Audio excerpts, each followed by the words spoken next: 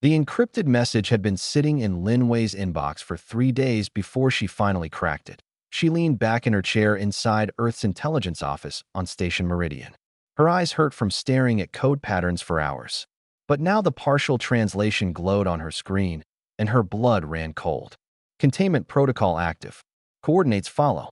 Human observation continues. Lin Wei was not supposed to see this. The transmission had bounced between Council species using channels that excluded Earth entirely.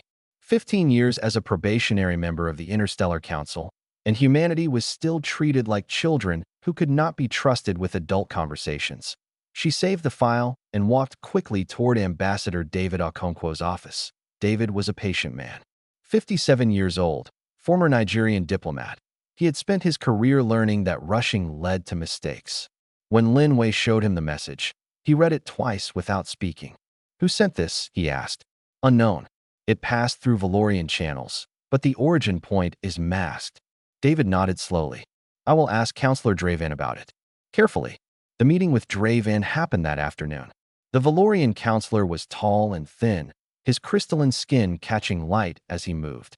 He had been David's primary contact on the council for years. They had shared meals, exchanged gifts on cultural holidays. David had considered him something close to a friend. "Administrative communication," Draven said, waving one long hand dismissively. "Resource allocation for border stations. Nothing that concerns Earth." The phrase containment protocol seems unusual for resource allocation. Dravan's expression did not change, but his crystalline skin flickered slightly. A stress response, David knew. He had learned to read Valorian body language over many years. "You are reading too much into simple words, Ambassador. Human pattern recognition is impressive, but sometimes misleading." David smiled politely and let the matter drop. But he did not believe a single word. 3 days later, the refugee ship arrived. It appeared at the edge of Earth's outer colony on Titan, barely functional, its hull scarred by weapons fire. The beings inside called themselves Kalori. They were small, with soft blue skin and large dark eyes. They looked fragile, frightened. Earth had never heard of the Kalori. No council record mentioned them. No star chart showed their homeworld. Admiral Priya Nair handled the military response from her command ship near Saturn. She was practical and direct, the opposite of David's diplomatic patience. When the Kalori ship refused to identify itself through official channels, she boarded it personally. What she found inside changed everything. The Kalori numbered only 43. Survivors, they said. The last of their kind. Their leader was an elder named Tina, whose voice trembled as she spoke through a translation device. 3 years ago, our world was destroyed. We have been running ever since. Destroyed by whom? Admiral Nair asked, Tina's large eyes filled with tears. The council. She activated a holographic projector. The image showed a beautiful world, green and blue, orbited by 3 moons. Then ships appeared, hundreds of them. Black vessels bearing symbols that Admiral Nair recognized immediately. Council military insignia. The ships opened fire. Cities burned. Oceans boiled. Within hours, an entire civilization was reduced to ash. "What?" Admiral Nair whispered. "Because we found something," Tina said. "A signal from deep space. A message from a species that died long ago. We reported it to the council. We thought they would be pleased." She paused, her small hands shaking. 6 months later, they came to silence us. Admiral Nair transmitted everything to Earth immediately. David Okonkwo watched the footage in his office on Station Meridian, his diplomatic calm finally breaking. He had dedicated his life to building bridges between humanity and the galaxy. He had believed in the Council's mission of peace and cooperation. Now he watched a genocide unfold on his screen, carried out by the same people he had called partners. Lin Wei worked through the night, using the Kalori's information to dig deeper into Council communications. What she found made the situation worse. The Kalori were not the first. Hidden in encrypted archives, she found references to 16 other species. Civilizations that had existed and then simply vanished from all records. Each time, the pattern was the same. They discovered something. They reported it to the council.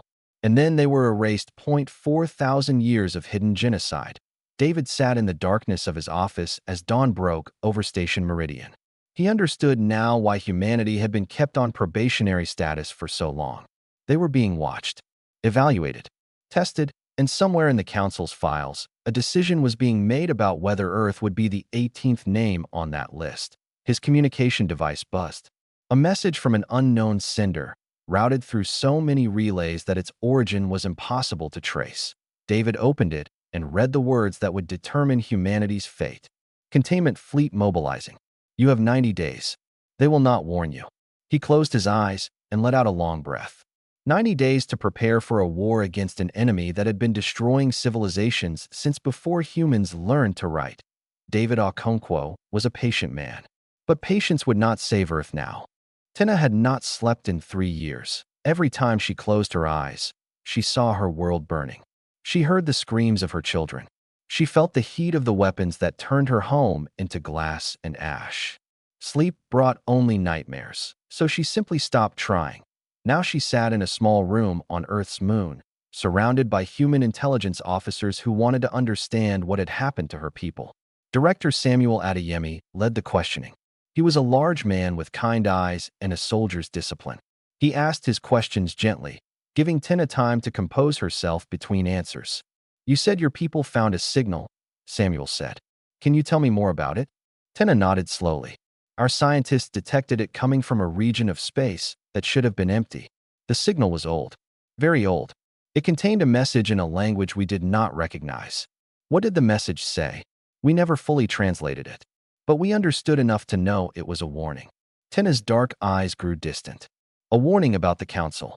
Dr. Rosa Medina sat in the corner, recording everything. She was a xenolinguist, one of Earth's best, and she had been working day and night to decode the Kalori archives that Tina had brought with her. The files were damaged, but what she had recovered was disturbing. Director, Rosa said quietly, I need to show you something. She transferred her findings to the main screen. A list of names appeared. Species names. 17 of them, including the Kalori. These are civilizations that existed within Council space, Rosa explained. The oldest was destroyed 4,000 years ago. The most recent was the Kalori, 3 years ago. Each one discovered something the Council did not want known. Each one was completely destroyed. Samuel stared at the list. 17 entire species. Wiped out. And hidden, Rosa added. Every record of their existence was erased. If the Kalori had not escaped, we would never know they existed at all. The room fell silent. Tina lowered her head, tears falling onto her small hands. She was the keeper of her people's memory now, the only one who could speak for the dead. Samuel stood and walked to the window. Through the reinforced glass, he could see Earth hanging in the black sky, blue and green and fragile, home to 8 billion people who had no idea what was coming. The message we intercepted mentioned Earth specifically, he said. Linway's analysis suggests we have been flagged for observation. Because you found something too, Tina said quietly. Samuel turned to look at her. What do you mean? Your scientists detected anomalous signals near one of your colony stars. Proxima Centauri. The Council knows about this. They have been watching to see what you would do. Rosa pulled up another file. She's right. Our deep space array picked up strange transmissions from Proxima 8 months ago. We reported it through official Council channels, thinking it was the right thing to do. And now they are deciding whether to destroy you. Tina finished. Just as they decided about my people. Samuel's communication device buzzed. A message from Admiral Nair in orbit. Director, we have a problem. Council observation satellites just increased their coverage of Earth by 300%. They are watching us very closely now. Samuel thanked her and closed the channel. The walls were closing in. Every move Earth made was being monitored. Every communication was probably being recorded. They needed more information. They needed to understand exactly what they were dealing with. Tina, Samuel said, the signal your people found. Do you still have the coordinates? Yes. The location is stored in our archives. And the signal itself? Tina hesitated. We preserved a copy. But Director, I must warn you. The Council destroyed my world because we found this signal. If your people go looking for its source, you will be making the same mistake we did. Samuel knelt in front of her, meeting her eyes directly. Your people reported what they found and waited for the Council to respond. That was the mistake. We will not make the same one. Then what will you do? Samuel smiled grimly. We will find out what the Council is so afraid of, and then we will use it against them. Rosa Medina worked through the next 3 weeks without rest. The Kalori archives were a puzzle, damaged and incomplete, but piece by piece she assembled the truth. The signal was not just a warning. It was a map. It pointed to a location in deep space where the ancient species had hidden something before the Council destroyed them. A repository of knowledge, a record of truth, and possibly a weapon. When she brought her findings to Samuel, he immediately contacted Admiral Nair and Ambassador Okonkwo. The three of them met in secret, using a communication system that bypassed all Council networks. 90 days, Samuel said. That is how long we have before the containment fleet arrives. 63 days remain. Our fleet cannot win a direct fight, Admiral Nair said. The Council has 3,000 warships. We have 47. Then we do not fight directly. Ambassador Okonkwo replied. We find what the ancients left behind. We learn the truth that the Council has been killing to protect. And we use it. And if the weapon is not real? Admiral Nair asked. If there is nothing at those coordinates? Samuel looked at the star chart on the screen. A single point of light in the void, waiting to reveal its secrets. Then we die knowing why, he said. But I do not think the Council would have killed 17 civilizations over nothing. Whatever is out there, they fear it more than they fear us. For now, Admiral Nair said quietly. Samuel nodded. For now. President Maria Santos had seen many crisis meetings in her career. Wars, famines, plagues. She had negotiated her way through disasters that would have broken lesser leaders. But she had never faced anything like this. The emergency chamber beneath Geneva was silent. Around the table sat Earth's most powerful people. Military commanders, intelligence directors, scientists, diplomats. All of them waiting for her to speak. 63 days, Maria said finally. That is how long we have before a fleet of 3,000 warships arrives to exterminate our species. No one spoke. The weight of those words hung in the air like poison. General Victor Odia broke the silence. He was the supreme commander of Earth's military forces, a man who had spent 40 years preparing for battles he hoped would never come. Madam President, I will be direct. We cannot win a conventional war. Our fleet is too small. Our weapons are too weak. If we fight them ship to ship, we will be destroyed in hours. Then what do you suggest? Maria asked. Victor stood and activated the holographic display. A map of the solar system appeared, with Earth at its center. We cannot defeat them, but we can make them pay a price so high that victory becomes meaningless. We hide our true fleet outside the system. We let them think we are weak. And when they commit to the attack, we strike from behind. That still leaves us outmatched, Admiral Nair said. 200 hidden ships against 3,000 is still a massacre. Unless we have something they do not expect, Ambassador Okonkwo added. He had been silent until now, listening and thinking. The ancient signal points to a location in deep space. The Kalori died because they found it. If we can reach it first, if we can discover what the Council fears so much, we might have a chance. Maria looked around the table. How long to reach those coordinates? 30 days at maximum speed, Director Adeyemi answered. One ship, moving in complete stealth. If the Council detects it, we lose our only advantage. And if there is nothing there? Samuel met her eyes steadily. Then we die fighting. But we do not die ignorant. Maria nodded slowly.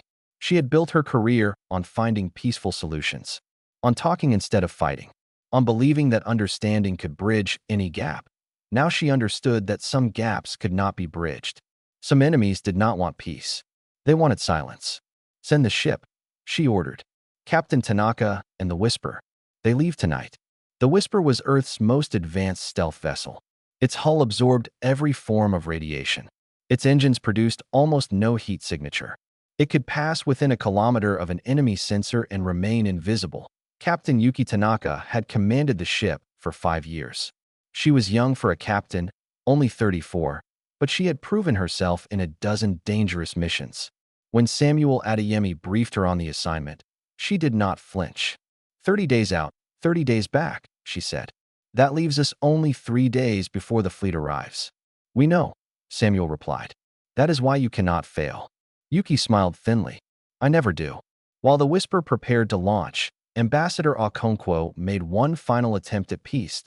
He met with Counselor Dravan in a private chamber on Station Meridian. The Valorians stood by the window, watching ships pass in the distance. His crystalline skin was dim, a sign of stress. "I know what you have done," David said quietly. "The Kalori, the 16 species before them, 4,000 years of genocide." Draven did not turn around. "You should not have discovered that. And now you plan to do the same to us."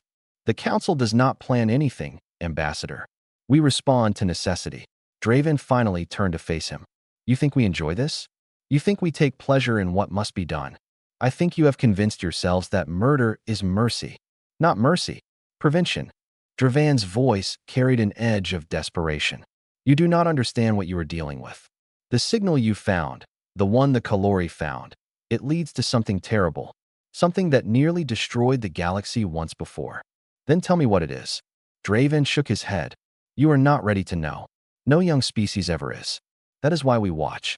That is why we wait. And that is why, when the danger becomes too great, we act." David stepped closer. "We are not children, Counselor. We will not simply accept death because you have decided we are too dangerous to live. And that," Draven said sadly, "is exactly why the fleet has been sent. Your species does not surrender. You do not accept limits. You ask questions that should not be asked, and you refuse to stop until you have answers. Is that not the purpose of intelligent life? To seek understanding? No, Ambassador. The purpose of intelligent life is to survive. And sometimes survival requires sacrifice." Draven walked toward the door. "I tried to protect you. I delayed the vote for as long as I could. But in the end, the Council decided. Earth is too dangerous." "Draven." The Counselor paused. "We know about Archive Null," David said. "We know where the Council keeps its secrets. And we will not die quietly." For the first time, fear flickered across Dravan's crystalline features. "Then you have chosen war," he said. "I hope you survive long enough to regret it." He left without another word. David stood alone in the empty chamber, watching the stars through the window to 59 days remained. The whisper had already vanished into the void. 29 days into the void, the whisper found something impossible. Captain Yuki Tanaka had seen strange things during her years in space. Nebulae that glowed with colors humans had no names for. Planets made entirely of diamond. Stars that sang with electromagnetic frequencies. But nothing had prepared her for this. The structure hung in absolute darkness, far from any star. It was massive, larger than Earth's moon, and yet their sensors had detected nothing until they were almost on top of it. The surface was black, absorbing all light, all radiation, all attempts to scan it. "What is that?" whispered Chief Engineer Kofi Asani from his station. "That," Yuki said slowly, "is what 17 civilizations died for." They approached carefully, running every possible test. The structure remained silent. Dead. Ancient. Then it woke up. Light rippled across the black surface. Patterns emerged, geometric shapes that seemed to shift and change as they watched. A voice filled the ship, speaking in a language none of them understood. Then it shifted to another language. Then another. Finally, it spoke in English. "You are human. From the planet designated Earth. You have come seeking answers." Yuki gripped the arms of her chair. "Who are you?" "I am what remains. A record. A warning. A gift." The voice paused. "I am the archive." Kofi's hands flew across his console. "Captain, I am detecting data streams. Massive amounts of information. Libraries worth. More than libraries. The complete knowledge of dozens of civilizations. The civilizations the Council destroyed, the archive confirmed. Before each one was erased, we gathered what we could. Their science, their art, their histories, their memories. We preserved them here, where the Council could not find them. We," Yuki asked. "My creators. The architects, as others called us. We were the first species to understand what the Council truly was. We tried to warn others. We tried to build an alliance." The archive's voice grew heavy with ancient grief. "We failed. The Council destroyed us 800,000 years ago. But before the end, we created this place. We left behind everything we had learned. And we waited for someone brave enough to find it." Yuki stood and walked closer to the main screen, where the impossible structure filled her view. "The Council told us you were dangerous. That you discovered something that threatened the entire galaxy." "We discovered the truth," the archive replied. "The Council is not evil, Captain Tanaka. They are afraid. Long before any of us existed, something terrible almost happened. A species achieved a level of advancement that could have changed everything. The council formed to ensure it never happened again, by killing anyone who gets too close. Yes, fear is their foundation, control is their method, and silence is their goal. Kofi looked up from his console. Captain, the data includes technical specifications, weapons, shields, propulsion systems far beyond anything we have. If we can integrate even a fraction of this with our technology, you will have a chance, the archive finished. Not to defeat the council in battle. They are too many, and you are too few. But to do something far more damaging. What? Yuki asked. Tell the truth. The archive explained. The knowledge it contained was not just technical. It included records of every genocide the council had committed, evidence that could not be denied, proof that the species who governed the galaxy had been murdering innocent civilizations for 4,000 years. The council's power depends on secrecy, the archive said. Their member species do not know what has been done in their names. If you can broadcast this information widely enough, if you can show them the truth, the council will tear itself apart. No fleet can fight an enemy that has lost faith in its own leaders. Yuki thought about Earth. About the 8 billion people waiting for a fleet that would arrive in 30 days. About the impossible odds they faced. Can we take this information with us? You can take all of it. That is why we built this place. Not as a museum, but as a weapon. Truth is the most dangerous weapon in the universe. The council has always known this. That is why they kill anyone who comes close to finding it. Kofi worked through the night, downloading everything the archive offered. Technical data went into the ship's computers. Historical records went into backup storage. The complete files of 17 murdered civilizations were preserved in humanity's hands. Before they left, the archive spoke one final time. The council's command center is called Archive Null. It is hidden in a pocket of space between their major systems. All their secrets are stored there. All the evidence of their crimes. You are giving us their location. I am giving you a choice. You can use this knowledge to fight. You can use it to run. Or you can use it to change everything. The archive paused. What you cannot do is unknow what you now know. The truth is your burden now, Captain Tanaka. Carry it wisely. The whisper turned toward home. 29 days out, 29 days back. They would arrive with only 2 days to spare. Behind them, the archive went dark once more, waiting in the void for the next seekers who might come, waiting to share its terrible gift. Ahead of them, 3,000 warships were already moving toward Earth, and in Yuki's hands rested the power to burn down 4,000 years of lies. The council fleet emerged from faster-than-light travel like a storm breaking over a calm sea point. 3,000 warships spread across the edge of the solar system. Each one was larger than anything Earth had ever built. Their weapons could crack planets. Their shields could withstand nuclear fire. They had destroyed civilizations before, and they expected this one to fall just as easily. Commander Draven stood on the bridge of the flagship Eternal Order. He had volunteered to lead this fleet personally. After years of watching humanity, studying them, even befriending their ambassador, he felt he owed them this much. A quick death. A clean end. Scan the system, he ordered. Locate their defensive positions. The report came back quickly. 47 human ships were gathered near Mars. Tiny vessels, barely armed, arranged in a desperate defensive line. Pathetic, muttered one of his officers. They cannot possibly believe that will stop us. They do not believe anything, Draven said quietly. They are simply refusing to surrender. It is their nature. He opened a communication channel that broadcast across all frequencies. Every human in the system would hear this. People of Earth, this is Commander Draven of the Interstellar Council. Your species has been deemed a threat to galactic stability. You will disable your vessels and submit to integration. Your population will be relocated. Your world will be cleansed of dangerous elements. Resist, and you will be destroyed. You have 1 hour to comply. The response came from Admiral Priya Nair. Her voice was steady, almost casual. Commander Draven, this is Admiral Nair of Earth's Defense Fleet. Humanity does not surrender. Humanity does not forget. And we are not as helpless as you believe. Admiral, you are outnumbered 60 to 1. Your bravery is noted, but it changes nothing. You misunderstand me, Commander. I said we are not helpless. I did not say we would fight you here. Draven frowned. What do you mean? Look behind you. Alarm screamed across the fleet. 200 human ships emerged from nowhere, directly behind the Council formation. They had been hiding in the void, running silent, waiting, but that was not the worst part. Each ship was equipped with technology the Council had never seen. Technology that had been extinct for 800,000 years. Technology from the archive. Impossible, Draven whispered. They found it. They actually found it. The human ships did not open fire with weapons. Instead, they broadcast a signal. A data burst of unimaginable size, aimed at every Council vessel simultaneously. And suddenly, every crew member in the fleet was watching 17 genocides unfold on their screens. The Kalori, burning. The architects, dying. 16 other species, each one destroyed by the Council they had trusted.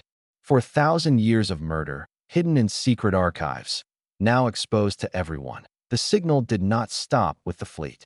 It spread outward, bouncing through communication relays, reaching homeworlds across the galaxy. Within hours, billions of citizens would see what their government had done. Chaos erupted on the Council ships. Officers demanded explanations from their commanders. Crews refused to follow orders. Species that had believed in the Council's mission of peace were suddenly confronted with evidence of systematic extermination. "Commander," a panicked voice called out, "the Valorian contingent is standing down. The Castorians are demanding to speak with their home government. Half our ships are refusing to advance." Draven watched his coalition crumble in real time. Everything the Council had built over 4,000 years was falling apart because of one devastating strike. Not weapons, not bombs. Truth. He opened a channel to Admiral Nair. "You think this changes anything? The Council will reform. We will rebuild. And next time, we will not give you the chance to prepare. There will not be a next time, Commander. Because right now, a human strike team is approaching Archive Null." Draven's blood froze. That location is secret. Was secret. The architects left very good records. On the screen, he could see the tactical display updating. A small group of human ships had bypassed the main fleet entirely. They were heading for the Council's hidden command center, where every secret was stored. Every piece of evidence that had been buried for millennia. They are not going to destroy it, Draven realized aloud. They are going to open it. Every crime you have ever committed, Admiral Nair said. Every species you erased. Every truth you buried. In about 30 minutes, it will all be public record. The entire galaxy will know exactly what the Council is. Draven stood frozen as his world collapsed around him. Ships were breaking formation. Communications were flooded with demands for answers. The careful structure of galactic civilization was tearing itself apart. He had one option left. One terrible option. All loyal ships, he broadcast, ignore the data. Ignore the lies. Focus on the mission. He took a deep breath. Target Earth directly. If we cannot silence the truth, we will silence the source. Open fire on the planet. 300 ships broke from the chaos. 300 crews who still believed. 300 weapons systems that locked onto the blue and green world below. "Commander, please," one of his officers begged. "If we do this, we become exactly what they are accusing us of." "We have always been what they accuse us of," Draven said. "The only question is whether we survive to continue our work." He gave the order. The bombardment began. Admiral Nair saw the bombardment coming. 300 ships opened fire simultaneously. Kinetic rounds the size of buildings, accelerated to fractions of light speed. Each one carried enough energy to level a city. Her fleet moved to intercept. Ships that were never designed for combat threw themselves into the path of the weapons. They managed to stop most of them. But not all. 3 rounds got through. 1 struck the Pacific Ocean, creating a tsunami that devastated coastlines across 3 continents. 1 hit the Sahara Desert, turning sand into glass for 100 kilometers. 1 impacted Siberia, leaving a crater that would be visible from orbit for centuries. Millions died in seconds, but humanity survived. The remaining Council ships turned on Draven's loyalists. Crews who had just witnessed 4,000 years of genocide refused to participate in another one. The battle became a civil war, Council against Council, while Earth burned below. Admiral Nair coordinated the counterattack. Human ships, still broadcasting the truth, worked alongside defecting Council vessels. Within hours, Draven's fleet was surrounded. His flagship was boarded by human marines. They found him on the bridge, standing alone, watching the chaos he had created. Commander Dravan, Ambassador Okonkwo said, stepping through the shattered door. You are under arrest for crimes against sentient life. Draven did not resist. You should kill me. A martyr would serve the council's cause better than a prisoner. Martyrs are remembered, David replied. Prisoners must answer questions. You will stand trial. Every species you murdered will be named. Every lie you told will be exposed. And then the galaxy will decide your fate. Draven laughed bitterly. The galaxy will decide nothing. They will argue. They will debate. And in 1,000 years, someone else will do exactly what we did. Because we were right, Ambassador. Some species are too dangerous to exist. You were afraid, David corrected him. And fear made you into monsters. 1 year later, the new Galactic Assembly convened for the first time that IT met on Earth, in a building constructed from the wreckage of the bombardment.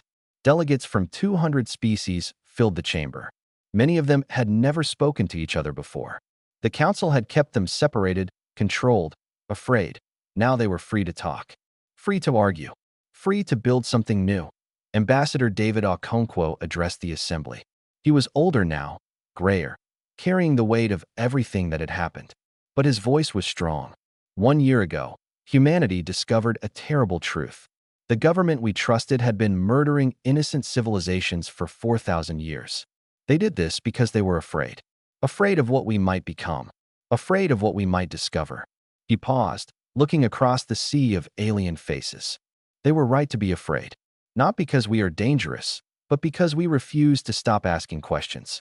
We refuse to accept that some truths must be hidden. We refuse to believe that fear is stronger than hope. The council tried to destroy us.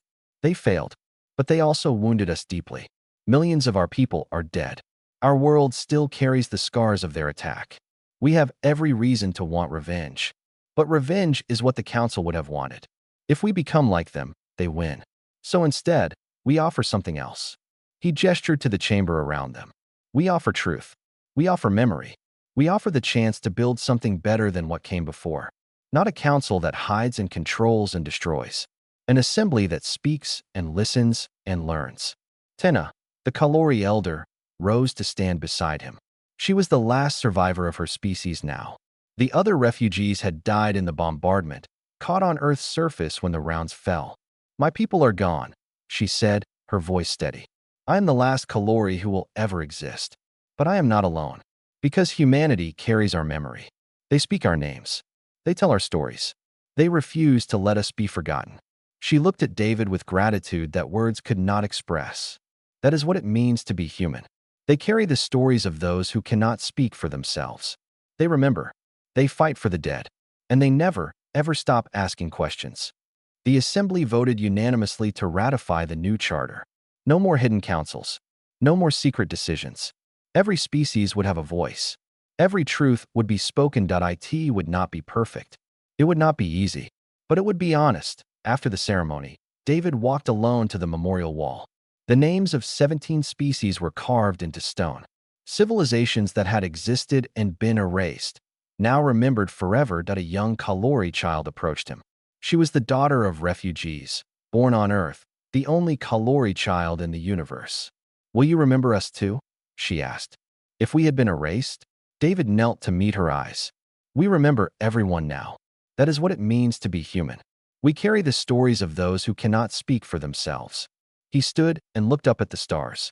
Somewhere out there, Captain Tanaka was leading an expedition to find the homeworld of the architects, the species that had created the archive, the species that had started all of this. There was still so much to learn, so many questions to ask, so many truths to uncover, and humanity would never stop searching for answers. That was the gift they gave the galaxy. Not weapons, not technology, not power, curiosity, memory, and the stubborn refusal to accept that any question was too dangerous to ask. The council had tried to silence them. Earth hit back with the most devastating weapon of all, the truth.